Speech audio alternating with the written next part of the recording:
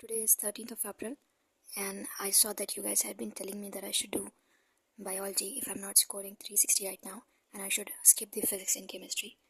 I understand your concern, पर बात यह है कि लास्ट ईयर भी जब मैंने अटेम्प्ट किया था पेपर हॉल में, तो मैंने बायो अटेम्प्ट किया था बिकॉज टाइम नहीं था फिजिक्स एंड केमिस्ट्री के लिए, and that was the biggest regret of my life.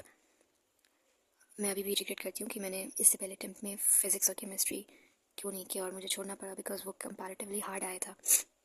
इसीलिए मैं इस बार बिल्कुल भी प्रिपरेशन के टाइम उसे छोड़ नहीं सकती हूँ. मेरा बायो कंप्लीटेड है, बस उसे इम्प्रूव करना है मार्क्स को. And for physics and chemistry जो कि नहीं कंप्लीटेड है, मैं वो भी करना चाहती हूँ. तो उसके लिए मैंने kind of a short list बनाई थी, सिर्फ उन चैप्टर्स की जो ईजी हैं या फिर डायरेक्ट स्कोरिंग है. For example modern physics, whole of, little bit of optics, and kind of current electricity. I do not know, I'm not sure about that one, but yeah. And also for I have done inorganic. Okay, so I'm done with the inorganic portion, but मेरी physical chemistry भी मैंने की है, but chemical equilibrium बचा हुआ है, और organic तो मुझे बिल्कुल नहीं आती है. I am at zero.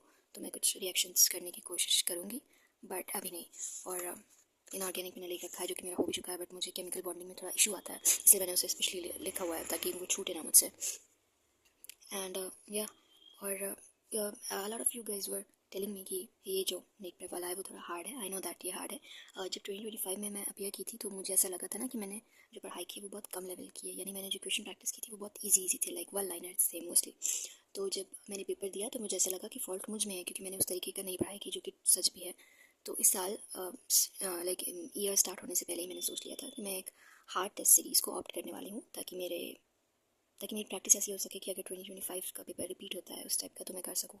इसलिए मैंने ये लिया था, क्योंकि एल से भी ज़्यादा हार्ड है, मैं नहीं कर पाती. तो मैंने ये लिया कि मैं एटलीस्ट थोड़ा बहुत अच्छे से कर पाऊँ. और इसका मैंने अभी लेवल 1 का ही क्वेश्चन किया है. ऑल्दो मेरी प्लानिंग थी कि मैं रोज़ एक एक मॉक करूँगी, बट मुझे समझ आया कि मुझे प्रैक्टिस की ज़रूरत है, मुझे एनालाइज़ करने की ज़रूरत है, रिविजन की ज़रूरत है. इसलिए मैं इसे एवरी 4 डे पे देने लगी. बट तब से मैंने सिर्फ 4 टेस्ट दिए हैं और 10 डेज़ हुआ ऑलमोस्ट, राइट, सॉरी, उससे ज़्यादा हुआ, काफ़ी ज़्यादा दिन हो गए. ओके, तो अभी ये फिनिश ही नहीं हो रहा है, और इसमें अभी मैंने सिर्फ लेवल 1 के टेस्ट दिए हैं, बट लेवल 2 का जो टेस्ट है वो अभी भी इसमें है. ओके, काफ़ी सारे हैं, और लेवल 2 के और भी ज़्यादा हार्ड है. बट अगर just in case if you want it, may be you can let me know, और मैं शायद इसकी PDF फॉर्मेट में अपलोड कर दूँ, तो तुम भी प्रैक्टिस कर सकोगे या फिर देख सकोगे लेवल इसका क्या है. ऑल्दो अगर if you are practising any other coaching institute, then you don't have to shift to this one, because इसमें मार्क्स बिल्कुल अच्छे नहीं बनते हैं, क्योंकि यहाँ पर bio little bit out of the box है, और फिजिक्स केमिस्ट्री के क्वेश्चंस जनरली बहुत अच्छे हैं. बट अगर कोई डे 1 से बहुत अच्छे से पढ़ रहा है तो वो ये कर पाएगा. And regarding the concern of whether to only focus on biology, I am not going to do that. मैंने पिछली बार किया था, मेरे मार्क्स वहाँ तक गए थे, बट उसके बाद नहीं बने, क्योंकि फिजिक्स केमिस्ट्री नहीं किया था, जो कि मैं नहीं छोड़ना चाहती हूँ उस टाइम. और this will be my last attempt. Like मैं इसके बाद बिल्कुल भी अटैम्प्ट नहीं करने वाली हूँ इस एग्ज़ाम को. तो मैं रिग्रेट के साथ नहीं करना चाहती कि मैंने फिजिक्स केमिस्ट्री नहीं की इसलिए मेरा नहीं हुआ, ऐसा कुछ नहीं. So I want to do that, although I am very bad right now at everything, at score and so on. मैंने सामने एक चार्ट भी बना रखा है जिस पे मैंने अपने सारे गंदे नंबर लिखे हैं, ताकि मुझे याद रहे कि मैं कितने पानी में हूँ. That is it. आज मैंने थोड़ा सा ईजी करना है, alternating currents, and that is it.